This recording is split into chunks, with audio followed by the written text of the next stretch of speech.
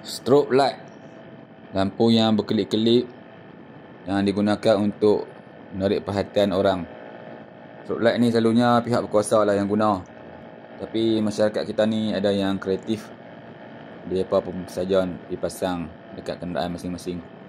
Tak kira lah, ada yang pasang dekat kereta dan ada juga yang pasang dekat motor.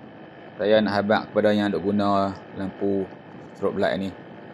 Lampu yang hampa pasang tu sebenarnya menyakitkan mata orang yang duk tengok. Tambah pula bila cuaca gelap ataupun cuaca nak gelap. Macam motor depan ni. Kalau masa cuaca panas tu, saya taklah rasa terganggu sangat. Tapi bila keadaan gelap macam ni, memang rasa terganggu sungguh. Yang geram tu nak potong pun payah. Terpaksa lah duk ikut dan duk hadap silau lampu depan ni. Dan dari segi undang-undang pun, pasang lampu macam ni adalah salah. Lampu yang standard yang dah ada tu pun sebenarnya dah memadai. Ada duk buang duit, duk pasang aksesori macam ni, menyusahkan orang lain.